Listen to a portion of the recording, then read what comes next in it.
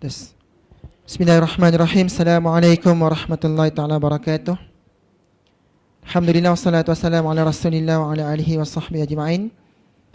Yang saya hormati Tuan Ahmad Saparudin selaku Setiausaha Agung Majlis Belia Malaysia. Yang saya hormati juga Saudara Julfitri Johar selaku Naib Presiden Majlis Belia Malaysia. Saudara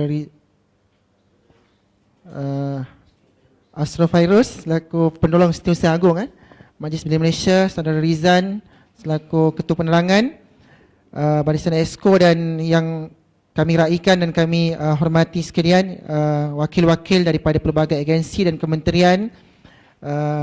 Saya selaku pengacara majlis ingin merakamkan penghargaan dan terima kasih atas kehadiran dan kesediaan tuan-tuan dan puan-puan semua untuk hadir ke program Youth Idea Roundtable Discussion pada hari ini yang akan membincangkan satu tajuk yang penting, tajuk mengenai tarif ataupun had umur belia, isu had umur belia, dan kita nak melihat daripada sudut pandangan yang bebas, yang ada hubungan langsung dan tidak langsung dengan kegiatan ataupun program-program berkaitan dengan belia. Jadi selamat datang ke program ini. Tuan rumah bagi program ini adalah Institut Profesional Baitul Mal selaku rakan kerjasama, dan Majlis Belia Malaysia memilih untuk mengadakan program di sini sebahagian daripada program Youth Idea ni memang dijalankan di luar agensi ataupun di luar daripada pejabat MBM ataupun Sekretariat MBM sendiri untuk merapatkan lagi program-program pembangunan belia ni dengan pelbagai institusi di luar. Jadi sebelum kita mulakan untuk sesi yang seterusnya ini, kita nak menjemput Setiausaha Agung untuk menyampaikan ucapan alu-aluan dan memberikan sedikit amanat mengenai program yang akan dijalankan sebentar lagi ini. Jadi tanpa melengahkan masa, majlis sukacitanya menjemput. Silakan. A'udzubillahi samil alim minasyaitonir rajim. Bismillahirrahmanirrahim. Assalamualaikum warahmatullahi wabarakatuh dan salam sejahtera. Alhamdulillah, terima kasih saudara pengurusi majlis, saudara Hanafi, rakan-rakan barisan kepimpinan Majlis Belia Malaysia dan pimpinan-pimpinan belia, ada dari Majlis Belia Johor, wilayah dan Selangor insya-Allah akan sampai. Dan yang kita raikan juga ialah wakil-wakil daripada jabatan-jabatan dan kementerian-kementerian yang ada serta agensi. Bagi pihak Majlis Belia Malaysia khususnya Saudara Presiden MBM Saudara Muammar Gaddafi Jamal bin Jamaluddin, kita mengharapkan bahawa proses pembangunan belia di Malaysia ini adalah proses yang perlu berjalan berterusan dan bukan cuma digalas oleh entiti-entiti yang namanya belia, tetapi juga ialah merentas pelaksana di peringkat jabatan dan juga agensi-agensi yang ada di dalam negara kita.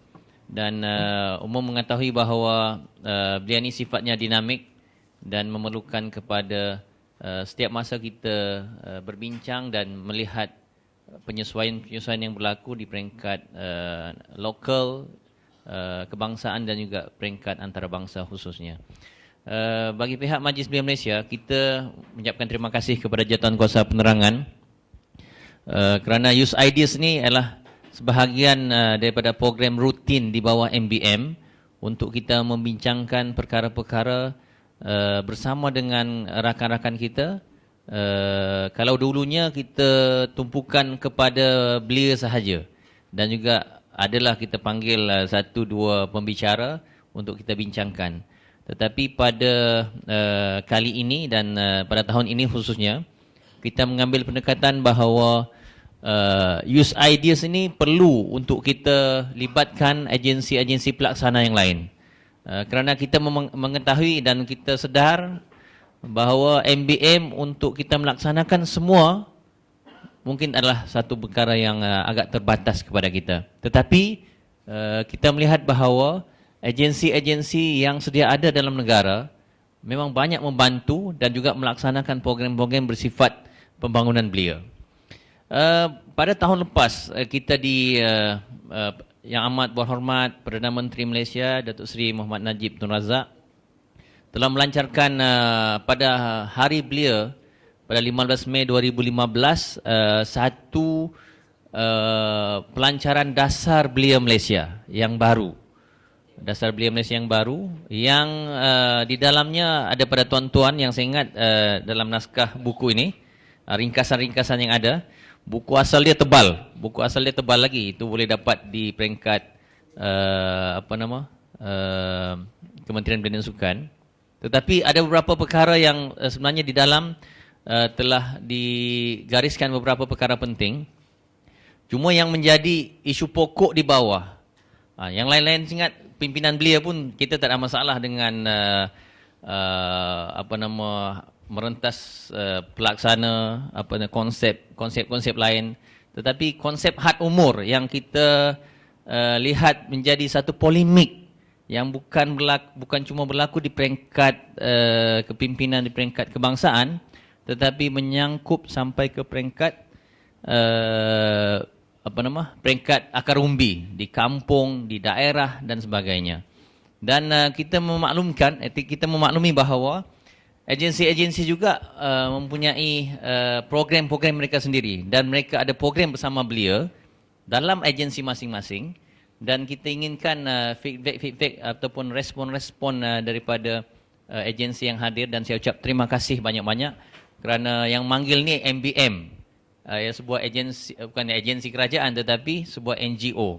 Tetapi hasrat kita untuk bersama-sama untuk melihat sesuatu yang terbaik kepada negara, khususnya belia, dapat kita laksanakan.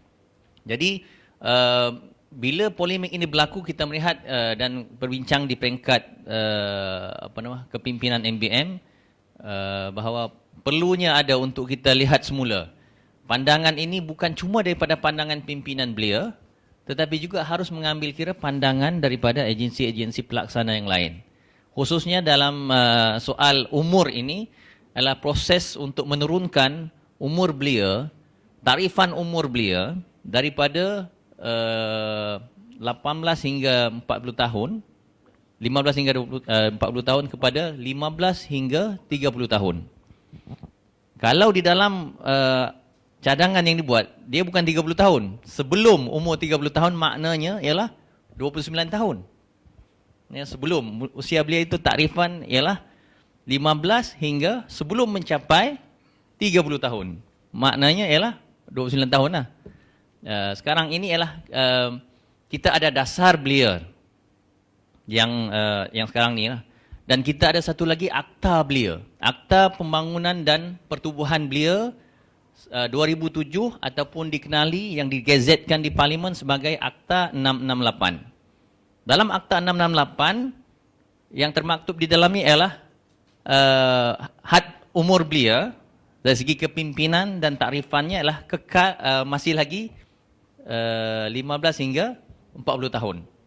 Jadi bila dasar dipindah di peringkat kementerian juga ingin mengubah akta tersebut. Bila akta sifatnya binding. Bila binding biasanya dia ada kesan-kesan punishment ataupun hukuman yang mandatory, hukuman yang sabit, dan ini akan memberi impak kepada kepimpinan yang sedia ada ni lah. Maksudnya kalau mesti pegang di jawatan, dia ada hukuman-hukuman tertentu. Cuma hari ini kita ingin melihat dari segi konsep kesesuaian ataupun bagaimana pelaksanaan di negara kita. Adakah memang sesuai pada waktu ini kita laksanakan, ataupun kalau tidak sesuai pun bagaimana untuk kita melaksanakan proses-proses ini, ataupun yang ketiga lagi memang tak sesuai untuk kita laksanakan kerana kondisi dan juga situasi di negara kita cukup berbeza.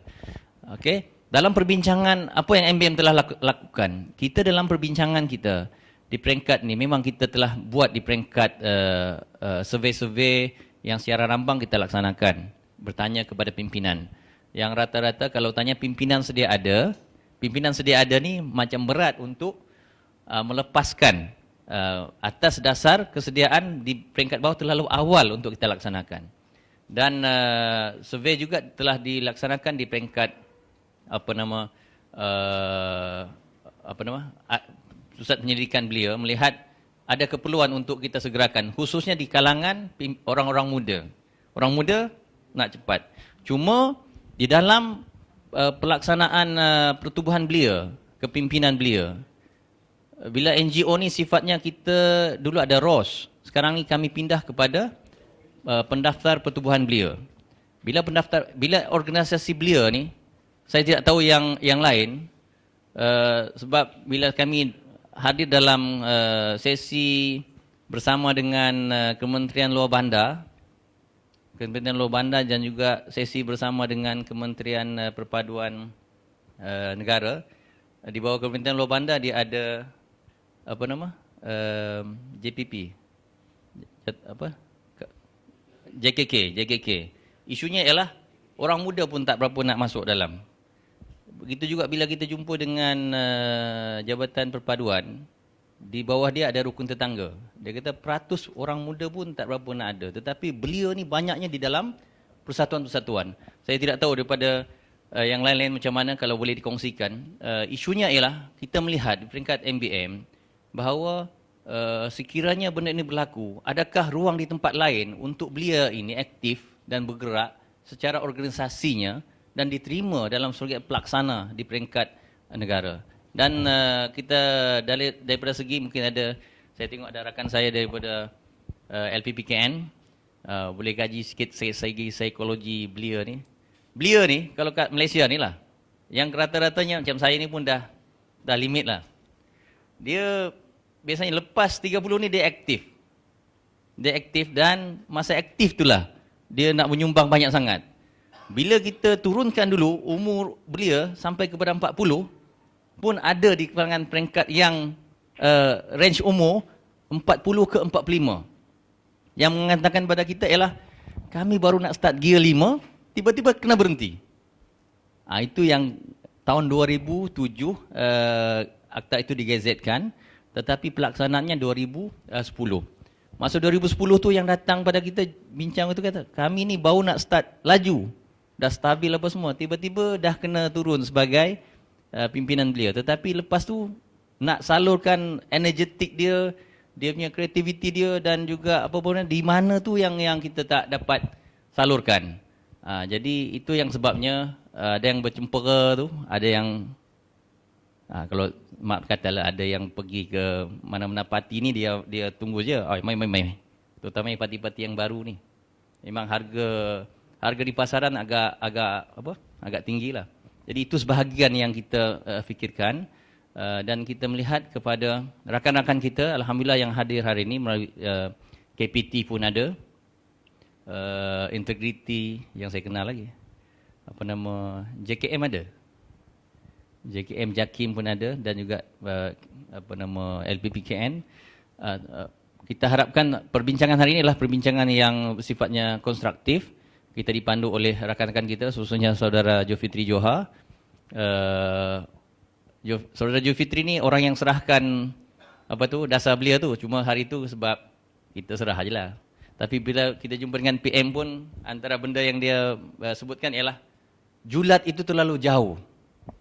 Maksudnya julat antara 40 ke 30 tu terlalu jauh dalam konteks negara. Jadi ingin saya serahkan kepada pandangan rakan-rakan. Pandangan bebas ni maksudnya pandangan yang bukan, kalau mungkin pandangan beliau memang kita sudah ada bias. Kalau hari ini mungkin saya bercakap, saya macam lebih ke nak kekalkan je 40 ni. Tapi kita nak lihat pada rakan-rakan jabatan lain, kita melihat perkara secara konstruktif dan juga lebih pada objektif dalam bentuk pelaksanaan kita di Malaysia. Umumnya di peringkat MBM, MBM sebagai badan induk pertubuhan belia di Malaysia, kita berperanan untuk berbincang dan menasihati kementerian khususnya dalam perkara-perkara dasar sebagaimana ini. Tetapi kita mengetahui bahawa belia ini bukan cuma dalam kementerian belia. Belia ini berada di pada jabatan-jabatan lain juga. Jadi oleh sebab itu di peringkat MBM khususnya jawatan kuasa penerangan, kita mengambil pendekatan untuk memanggil tuan-tuan untuk hadir dan memberikan pandangan. Yang keduanya saya mohon maaf sekiranya tempat kita ini agak hebat jugalah. Inilah belia. Kadang-kadang mana yang sempat kita on je lah. Dari segi persediaan yang penting ialah kita dapat duduk bersama berbincang dan menghasilkan satu pandangan yang sifatnya membina kepada negara. Saya ucapkan terima kasih sekali lagi kepada hadirin, kepada wakil-wakil kementerian, jabatan dan juga agensi kerajaan serta juga NGO yang hadir, para pimpinan belia dan juga pimpinan Exco MBM sendiri. Dan saya ucapkan terima kasih kepada Kolej Murni telah memberikan ruang kepada kita untuk tempat ini. Walaupun ada sebahagian susah juga nak cari tempatnya, tapi insya-Allah lah, sebab jalan belakang ni dia orang jarang lalu. Jadi kadang-kadang dia lalu tu dia tak perasan. Rupanya kolej ni tersegam indah di sebelah kiri jalan nak ke PICC. Jadi ucapkan terima kasih. Semoga yang baik itu datang daripada Allah, yang lemah itu datang daripada pengurusan kami sendiri. Kami mohon agar keberkatan pertemuan ini dapat kita menghasilkan sesuatu yang baik untuk belia dan untuk negara. Assalamualaikum warahmatullahi wabarakatuh. Waalaikumsalam warahmatullahi taala wabarakatuh. Terima kasih diucapkan sekali lagi kepada Tuan Ahmad Saparuddin selaku Setiausaha Agong Majlis Belia Malaysia atas ucapan alu-aluan sebentar tadi.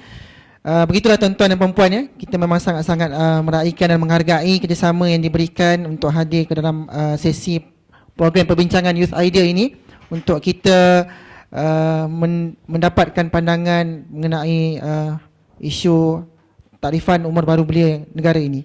Jadi tanpa melengahkan masa, saya ingin menyerahkan majlis kepada saudara Julfitri Johar untuk selaku moderator untuk meneruskan sesi seterusnya. Silakan. Assalamualaikum warahmatullahi wabarakatuh. Selamat pagi dan salam sejahtera. Terima kasih kepada saudara Hanafi selaku pengacara majlis, saudara Ahmad Sapar, Setiausaha Agong Barisan Jawatan Kuasa Majlis Belia Malaysia, badan-badan gabungan Majlis Belia Malaysia, seterusnya tuan-tuan dan puan-puan yang mewakili pelbagai kementerian dan agensi.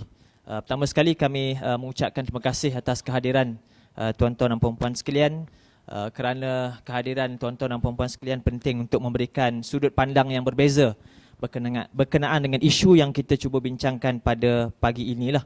Secara ringkasnya tuan-tuan dan puan-puan sekalian, kita nak berbincang tentang isu had umur yang merupakan salah satu konsep yang terpenting di dalam Dasar Belia Malaysia. Saya memberikan sedikit gambaran, ilustrasi tentang platform perbincangan kita agar tuan-tuan dan puan-puan sekalian dapat memberikan respon mengikut perspektif yang kita kehendaki. Jadi tahun lepas 2015, seperti yang disebut oleh saudara Ahmad Sapar, bahawa Dasar Belia Malaysia telah dilancarkan.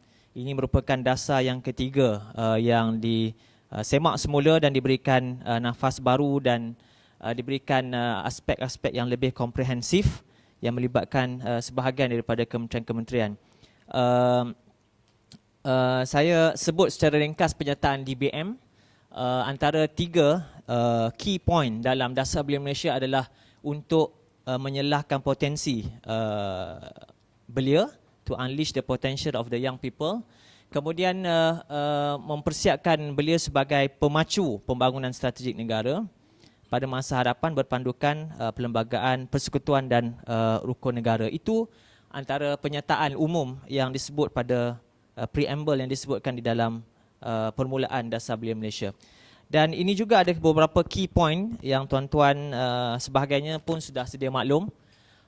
Matlamat Dasar Belia yang pertama sekali adalah nak meningkatkan partisipasi warga belia kepada negara serantau dan antarabangsa, bukannya lagi hanya sekadar tokenism ataupun manipulasi, tetapi pada peringkat adult youth decision making, maknanya di tahap belia dan orang dewasa khususnya kerajaan bersama-sama menentukan perkara-perkara polisi yang berkaitan dengan belia dan pembangunan negara secara bersama.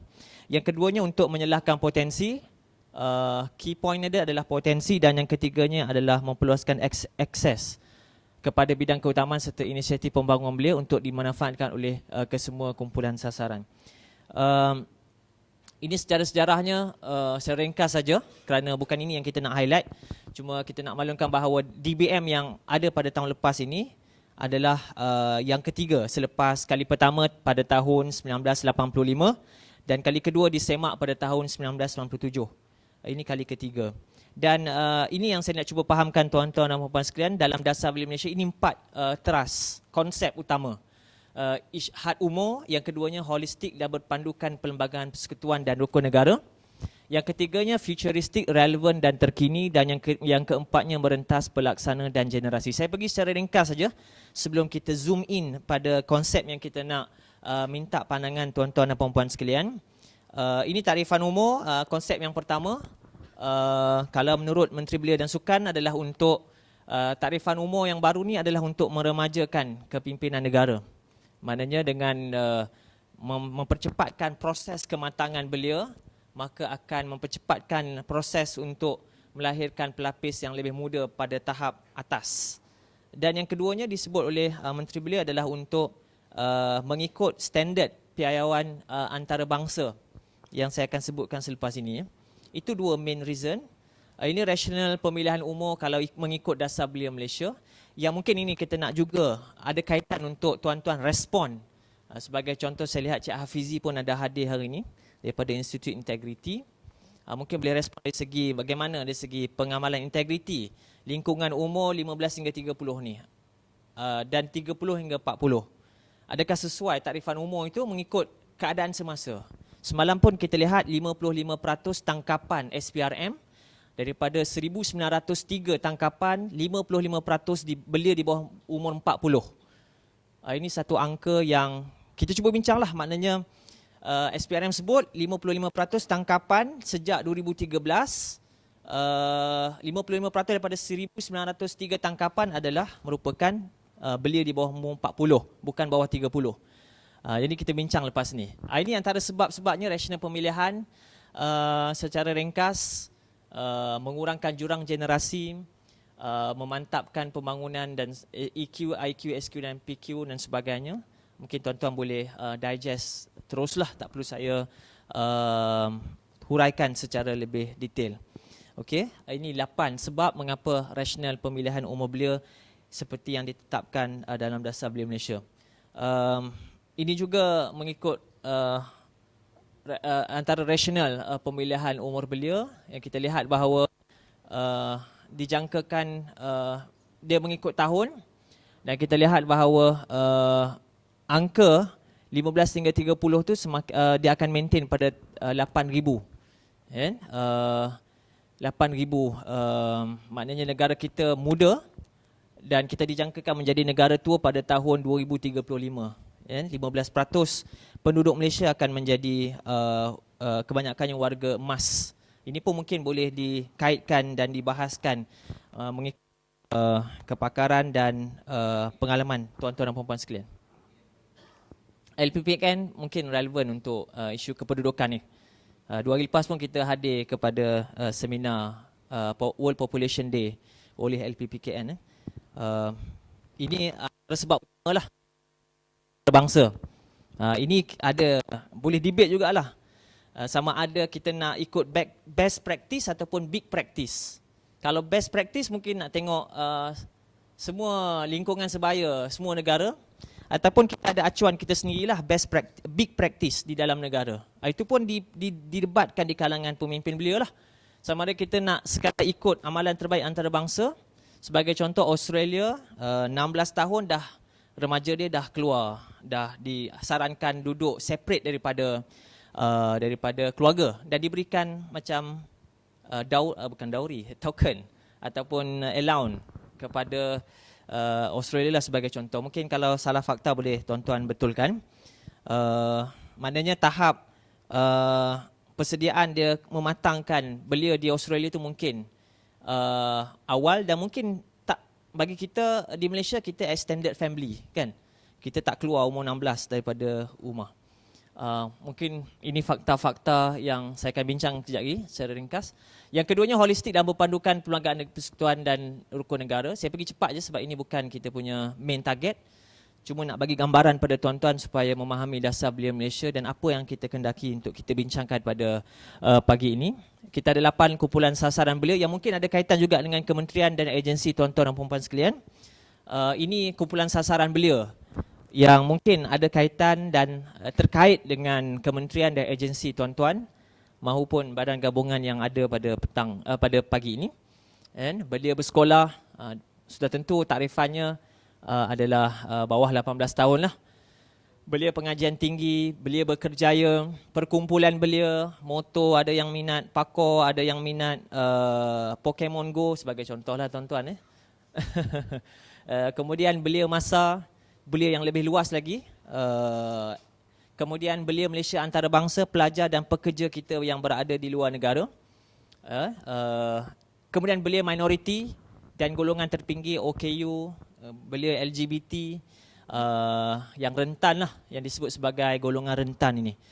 Kemudian belia berisiko, yang rempit, yang berada dalam penjara, yang hidup di sekitar bandar-bandar besar yang berisiko dengan isu kemiskinan bandar. Ini 8 yang mungkin juga tuan-tuan boleh kaitkan. Adakah sesuai nanti kategori ini dengan had umur baru itu ataupun perlu dikekalkan 40 ataupun 30? Itu kita nak minta pandangan bebas daripada tuan-tuan dan puan sekalian. Ini 9 bidang keutamaan. Secara ringkas lagi, dalam dasar belia Malaysia, pendidikan dan latihan kemahiran, kenegaraan, gaya hidup sihat, kepemimpinan, kesukarelawan dan masyarakat sivil, keusahawanan, penyelidikan dan inovasi, profesionalisme dalam kerja belia dan pengiktirafan. Untuk makluman tuan-tuan, MBM sedang mengusahakan profesionalisme dalam kerja belia ini, di mana ini satu lagi konsep kerja belia yang kita nak galakkan masyarakat Malaysia membuat kerja belia secara full time dan profesional. Pekerja belia itu tidak terikat pada had umur. Selama mana mereka membuat kerja-kerja membangunkan belia, mereka digelar sebagai pekerja belia. Nanti ada, untuk makluman tuan-tuan, dia akan sebaris nanti macam peguam lah, ada dia punya accreditation, certification menjadi seorang pekerja belia profesional. Kemudian yang ketiga, lagi 2 tuan-tuan sekalian, futuristic, relevan dan terkini. Ini konsep yang ketiga daripada dasar belia Malaysia. Perancangan hingga 20 tahun, sebab itu dasar belia Malaysia 2015 hingga 2035, 20 tahun. Range hayat dasar belia Malaysia ni 20 tahun sehingga 2035. 3 teras dan 6 mekanisme penilaian. Okey, ini pun tak perlu saya hurai panjang tuan-tuan, bukan ini area yang kita nak bincang. Ini teras dasar pembangunan belia positif. Secara ringkasnya, ataupun dalam bahasa Inggerisnya Positive Youth Development, PYD, yang kaedah yang digunakan untuk mencapai matlamat akhirnya 8C ni.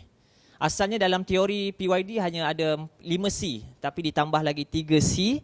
Maknanya ke arah mana kita nak bawa belia Malaysia ni akhirnya adalah untuk menjadi caring, penyayang, belia yang penyayang, belia yang cekap, belia yang berperwatakan,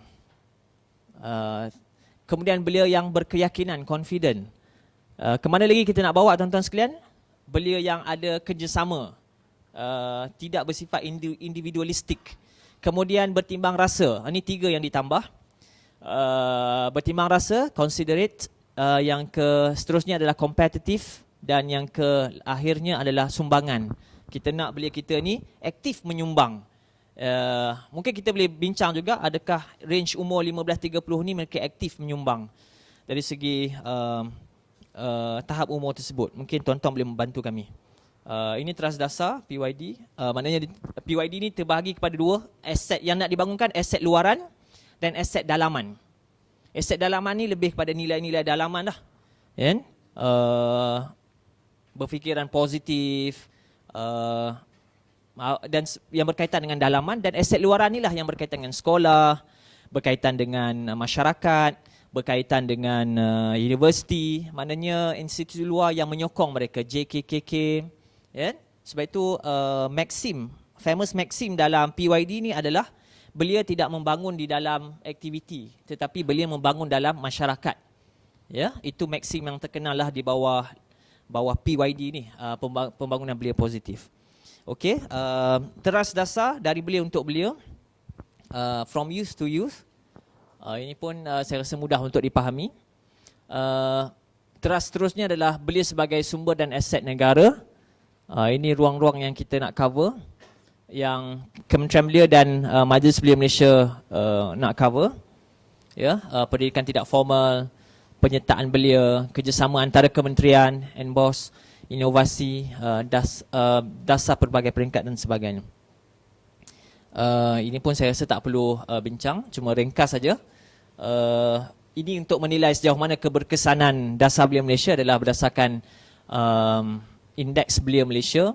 Yang kita ada indeks belia Malaysia, ada 12 domain, termasuklah kendiri, pelibatan dalam politik dan sebagainya.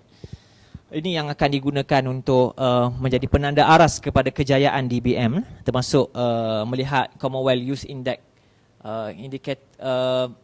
berdasarkan 8C yang saya sebutkan tadi, bidang keutamaan dan sebagainya. Dan terakhir sekali, tuan-tuan dan puan sekalian, berentas pelaksana dan generasi. Dasar Belia Malaysia menghasratkan supaya agar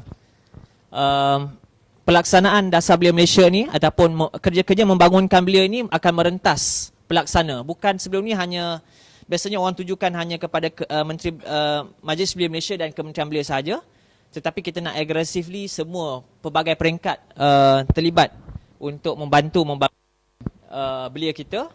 So merentas generasi. Kita nak juga GLC, media, sudah tentu kementerian very aktif untuk membantu pembangunan belia dan sebagainya. Kerajaan negeri, Institut Pendidikan dan Pendidikan Belia, media dan sebagainya. Ini konsep merentas generasi, maknanya persiapan untuk membina generasi belia yang hebat itu, dia akan bermula dengan pelbagai generasi lah.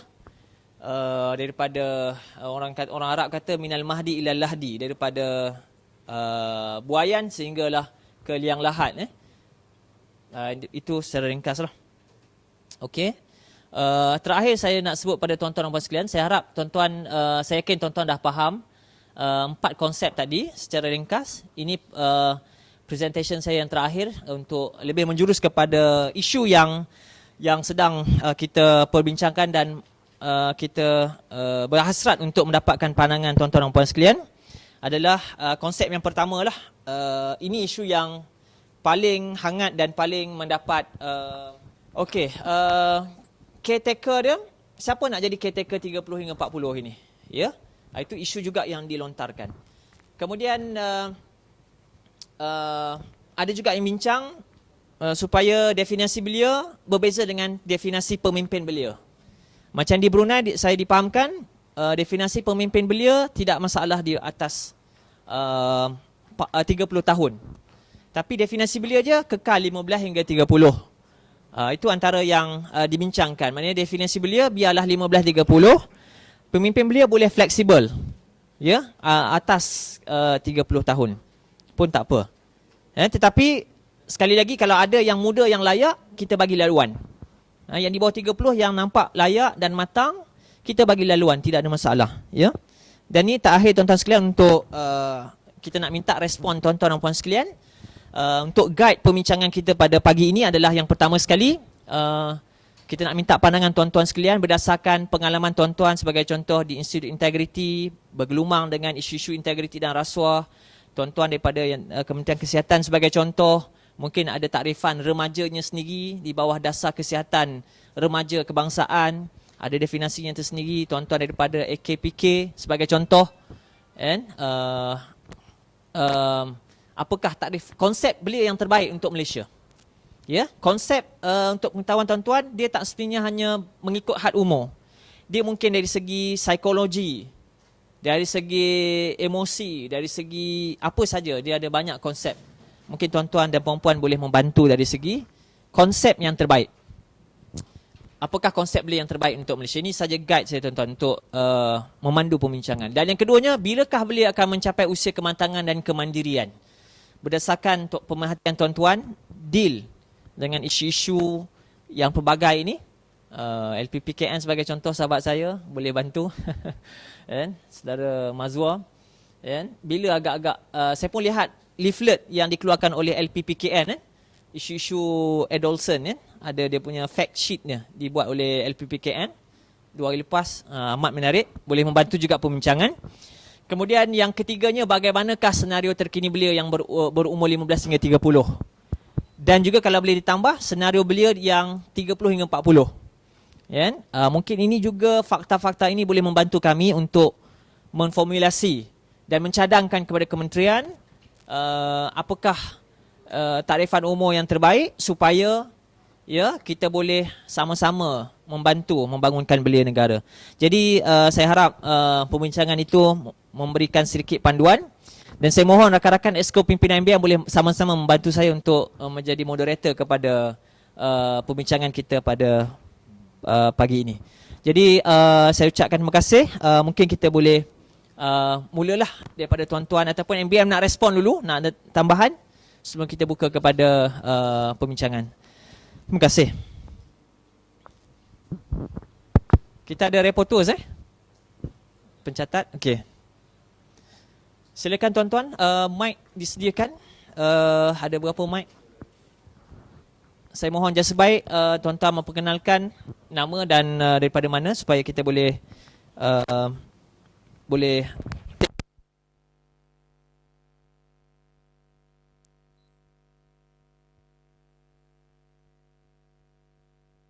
kalau ada.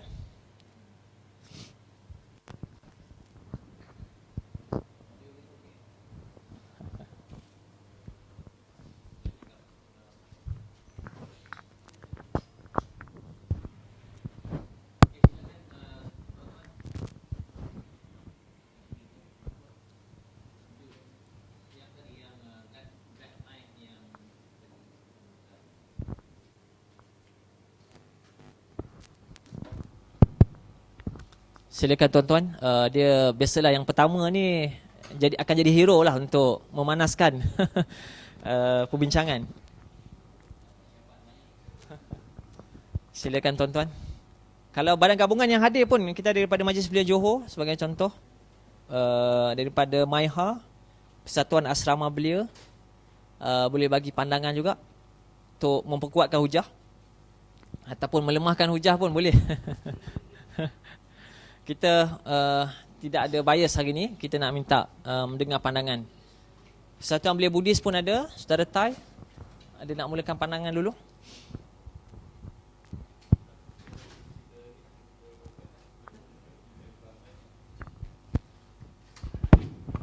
Assalamualaikum. Saya Cik Azman Cik Harun dari Jabatan Kebajikan Masyarakat. Saya nak tanya tentang Akta Belia tu ada menetapkan takrifan umur. Berapa Akta Belia sebut 15 hingga 40. Cuma dasar ni dia akan kuat kuasa 2018. Belia artinya seseorang yang berumur tidak kurang daripada 15 tahun dan tidak lebih daripada 40 tahun. Itu dalam akta lah. Dalam akta kita.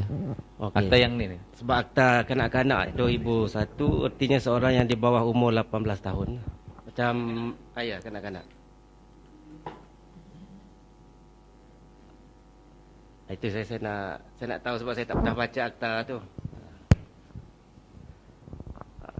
Nampak macam bertindih ke? Ya, itu yang juga yang kita bincang dalam pertemuan-pertemuan sebelum ini lah. 18 dikira masih kanak-kanak kan.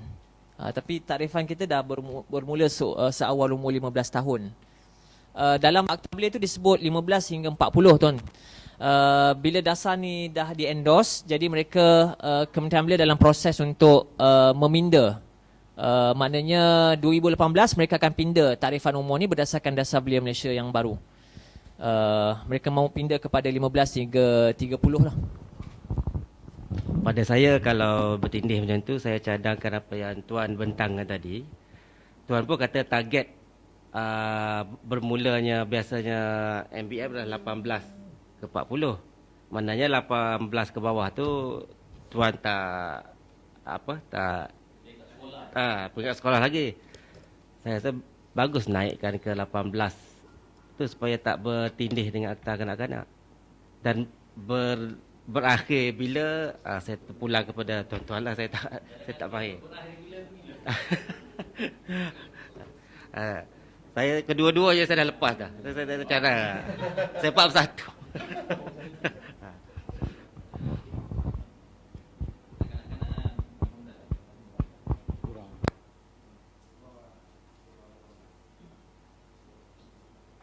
Itu sajalah dari saya, Pak.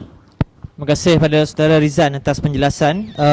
Tadi juga ditanya oleh saudara Isa, pelaksanaan negara-negara ASEAN bagaimana? Mungkin tuan-tuan yang hadir ada pengalaman. Peringkat kami pun tidak ada maklumat tentang sejauh mana pelaksanaan umur di peringkat negara-negara ASEAN yang lain tu boleh muatkan. Saudara Hanif nak tambah? Sila. Testing.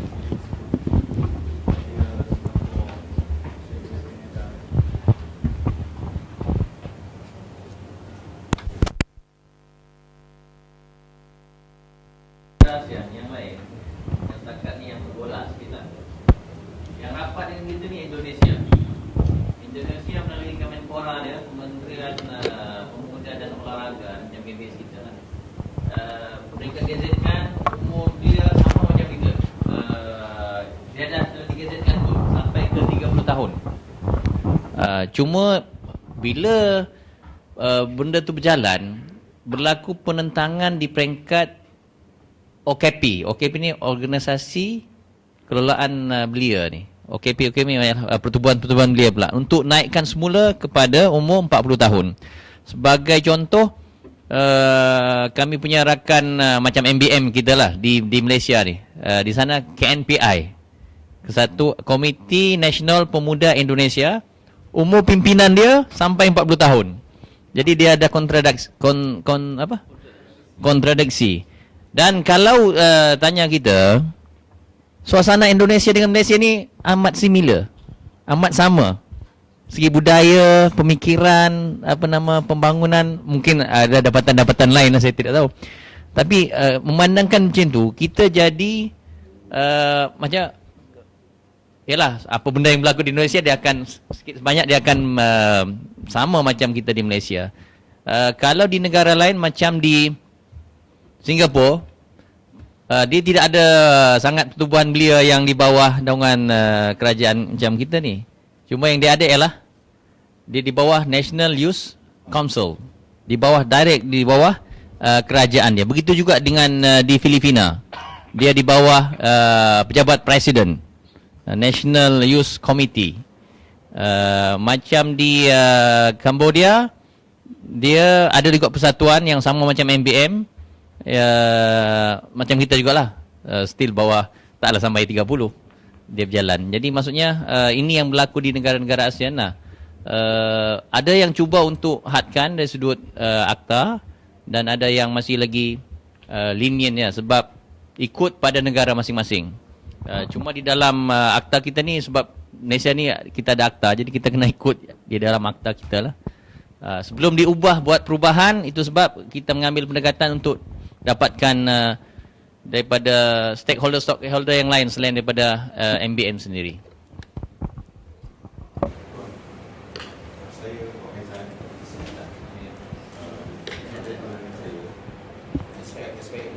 Tadi tentang pematangan dan sebagainya adalah perkara kedua lah. Perkara pertama mungkin saya nak tanya tentang, nak jelaskan balik. Akta belia tadi bermula dari 1840 ya. Akta belia 15 hingga 40. Dasar belia? Dasar belia yang baru 15 hingga sebelum mencecah 30. Akta kanak-kanak kurang dari 18 adalah kanak-kanak. Jadi pada pandangan saya, perkara-perkara lain tentang kematangan tu ada juga dah 60 tahun tak matang lagi kan. So very subjektif. Kalau zaman Nabi dulu 9 tahun dah matang.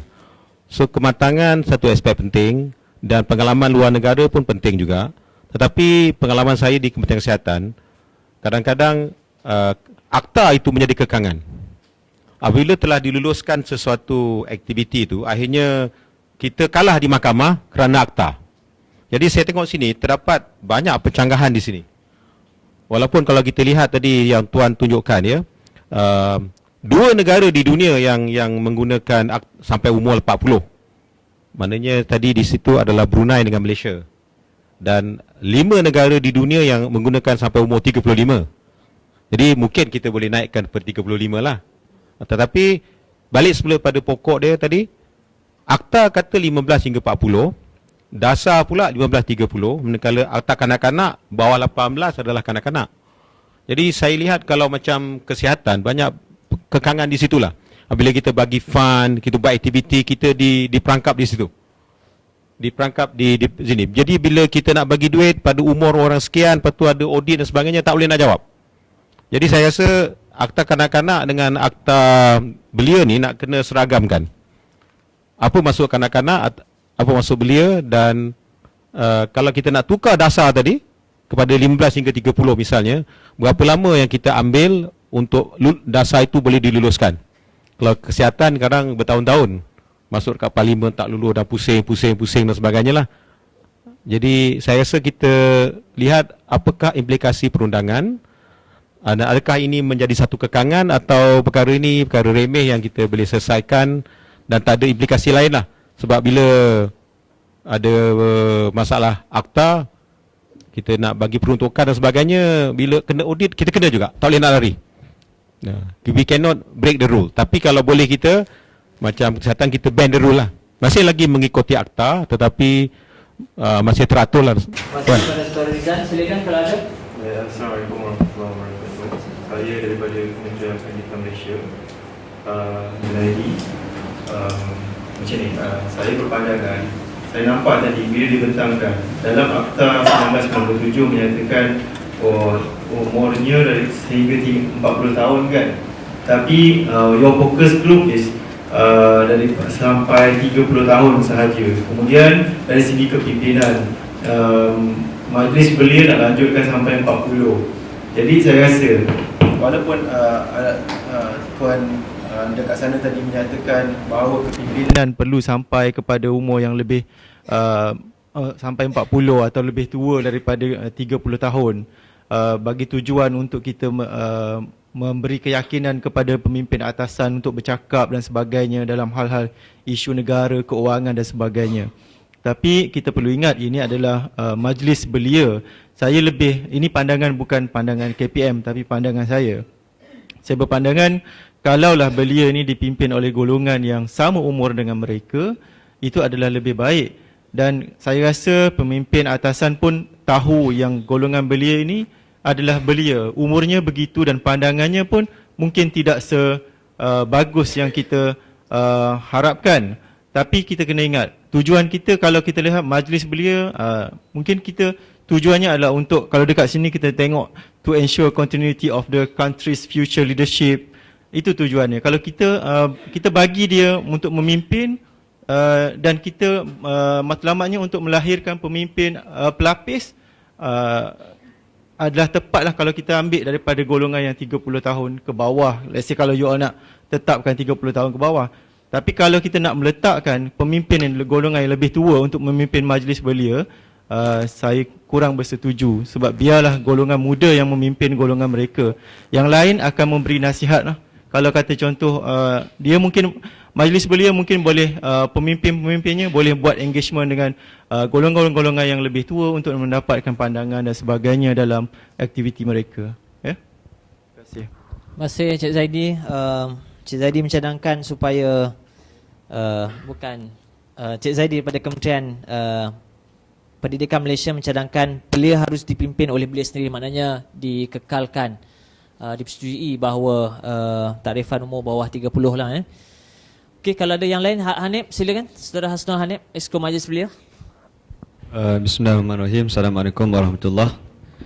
Terima kasih saudara moderator yang mengacarakan majlis pagi ini. Mungkin saya nak menyorot juga soal tajuk kita, soal had umur 15 ke 30 tahun, dan kita nak dapat pandangan bebas daripada agensi yang hadir. Sebab saya melihat ada beberapa perkara yang kita bincangkan pada hari, khususnya yang pertama kita sebut soal pertindinan umur tu tadi.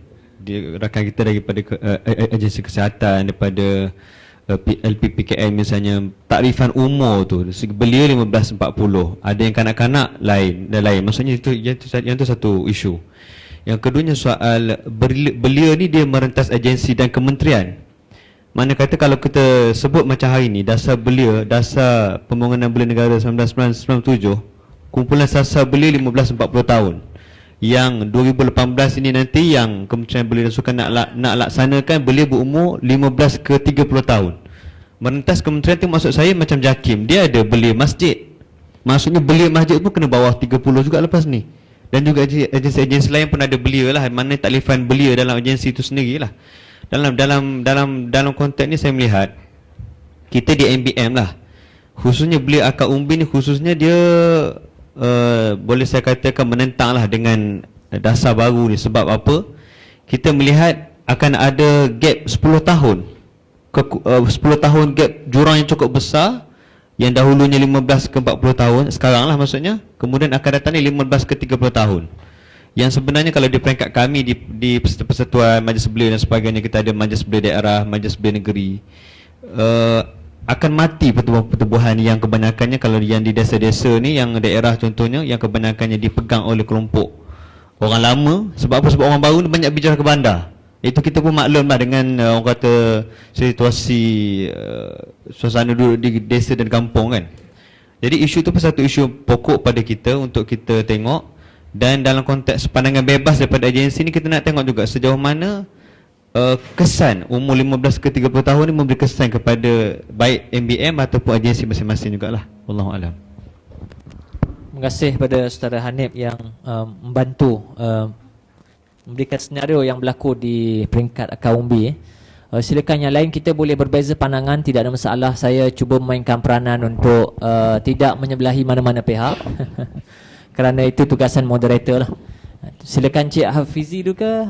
Segera bagi Cik Hafizi dulu, Institut Integriti. Okey. Assalamualaikum. Salam integriti lah. Okey. Perbahasan mengenai had umur ni, kalau kita tengok, kalau nak berbahas tu memang dia ada pro and con, dan juga ada yang sokong, ada yang memang sampai ke mati pun dia akan membangkang. Kan? Tapi ini cara ilmiah kita bincang ni kan. So ni pandangan bebas saya lah. Saya bukan seorang aktivis belia, dan saya pun dah lajak atas surat ke dah habis dah tempoh kalau 40 tahun tu kan. So saya tak ada apa-apa kepentingan. Okay.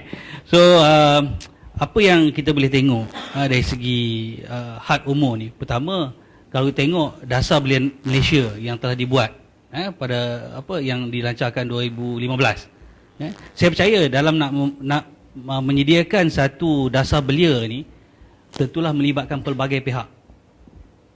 Input di dalam buku ni melibatkan pelbagai pihak. Saya percaya wakil belia pun mesti terlibat sama. Itu yang pertama. Okey. Yang kedua, bila kemudian dia kontradik dia dengan akta tadi lah. Okey, so katalah kita nak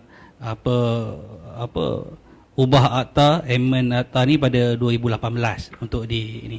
Tetapi gap 2015 telah dimaklumkan, kan?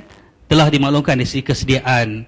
Ini peranan sebenarnya, mungkin peranan dari segi kepimpinan belia untuk menyediakan ataupun gap daripada tahun 2015 apabila nak dilaksanakan pada 2018. Kan dari segi kata tadi tak cukup sekian-sekian benda ataupun dari segi environment apa-apalah, tapi ada dia bagi transisi untuk kita nak ubah, nak turunkan daripada 40 ke 30 itu. So kalau kita tengok tadi bila ditengok dari segi pengamalan di negara ASEAN, memang ada Indonesia, Brunei lebih kurang kita je kan 40. Tapi kalau tengok negara lain, kalau pergi jauh sikit, kebanyakan mereka semua bawahnya 29. Tapi kalau tengok dari segi integriti, sebab saya dari integriti tadi, bila di peringkat awal tadi saudara Julfitri ada cerita pasal rasuah tadi kan, kita tengok dari segi pengamalan dan negara yang hebat dari segi integriti dia, kebanyakan dia, kalau kita tengok New Zealand, dia punya kadar umur dia 12, lagi muda, 12 hingga 24 tahun, 12 hingga 24, tak sampai 25 pun. Kemudian Finland mungkin 29 tahun ke bawah. Tapi 29 tahun ke bawah tu dia general, mungkin sampai 0 tahun pun kira belia lah, lahir-lahir dah belia dah. Okey, Sweden 13 hingga 25. Sweden. Kemudian Denmark 15-29, yang dekat dengan kita sikit kalau tengok sekarang negara yang nampak maju iaitu yang mendahului kita ialah Korea 9 hingga 24 tahun. Dan Jepun 30 tahun ke bawah. Dia lebih macam Finland tadi. So sebab apa bila orang cakap tadi kata apa mungkin orang yang bawah 30 ni kurang matang sikit dan sebagainya. Saya dari segi kematangan tu saya percaya bahawa generasi muda sekarang lebih matang daripada kita. Zaman kita matang dahulu. Mungkin saya matang lambat. Tapi generasi sekarang ni dari segi suntikan ilmu dia, pendedahan dari segi pendidikan dan ilmu dia lebih hebat daripada kita. Kalau tuan-tuan yang ada anak sekolah rendah pun kita boleh tengok, compare dia punya silibus, apa yang dia belajar sekarang compare dengan apa yang kita belajar dahulu. Beza sangat.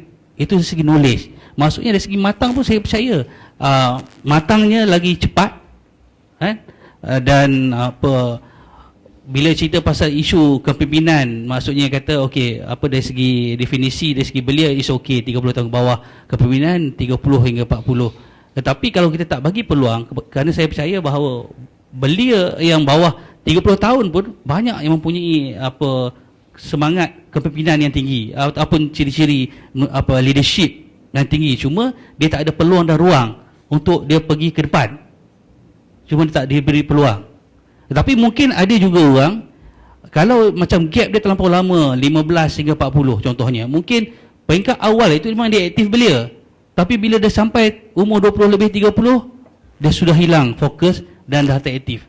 Rugi dari segi sepatutnya dia boleh menjadi seorang pemimpin in future, pemimpin yang bagus, dah ditrain oleh elok, tetapi oleh kerana mungkin dari segi akademik dan sebagainya, dia dah hilang fokus untuk dari segi pembangunan belia itu sendiri. Tapi kalau kita bagi gap yang kecil sikit, contohnya 15 hingga 30, mungkin dia boleh menjadi seorang pemimpin yang okey, tak kisahlah pemimpin dari segi politik ataupun dalam perkhidmatan awam dan sebagainya. Sebab konsep meremajakan dari segi pemimpin ni penting. Sebab kalau tengok negara-negara yang banyak maju ini, kebanyakan pemimpin dari segi negara pun banyak orang yang muda-muda. Pemimpin dari segi penjawat perkhidmatan awam pun orang muda-muda. Tapi kita naik extend tahun. Kan? So mungkin yang muda ni yang sepatutnya ada potensial untuk menjadi pemimpin tu, dia frust atau tak bagi peluang dan peluang, rugilah. So nanti pelapis tak ada. Confirm pelapis tak akan ada. Tapi mungkin kalau nak dibuat pada tahun 2018, saya percaya dalam masa beberapa tahun yang terhad ini, saya rasa mungkin kita mampu lagi.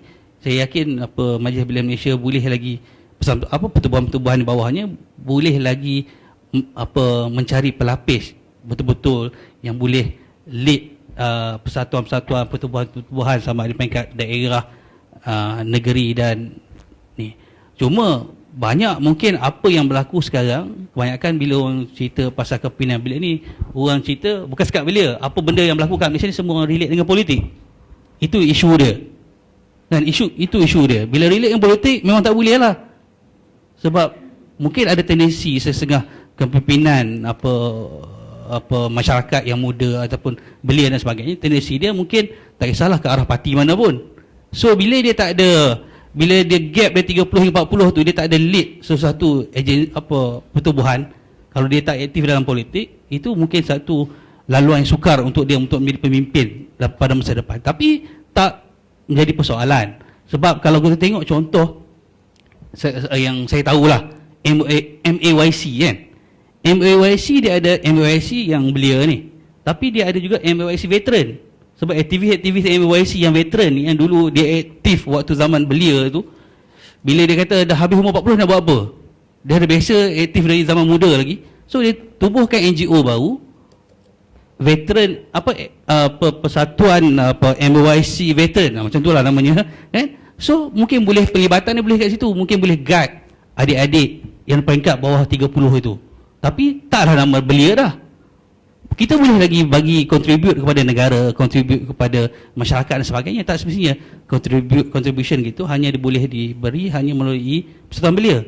Tapi mungkin dengan persatuan yang veteran tadi ataupun pasca post belia itu mungkin boleh menolong persatuan yang belia itu sendiri dan juga masyarakat, kan?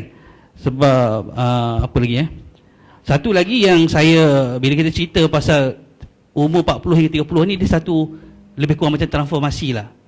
Sebab dia nak transform, dia bukan ubah.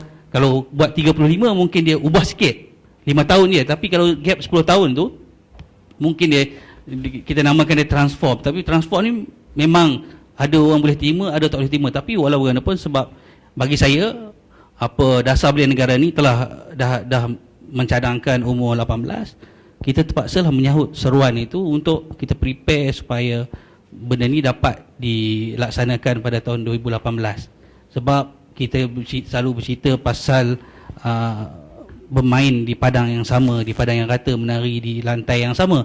Tapi kalau kita tengok peringkat international, semua persatuan belia ataupun bila perjumpaan ataupun tak tahulah perhimpunan belia antarabangsa sebagainya, semua pemimpin belia dia muda, tapi yang Malaysia nya umur 40 tahun. Kan? Itu pandangan saya lah yang pertama ni. Okey, sekian. Terima kasih Cik Hafizi atas lontaran. Ada banyak isu-isu yang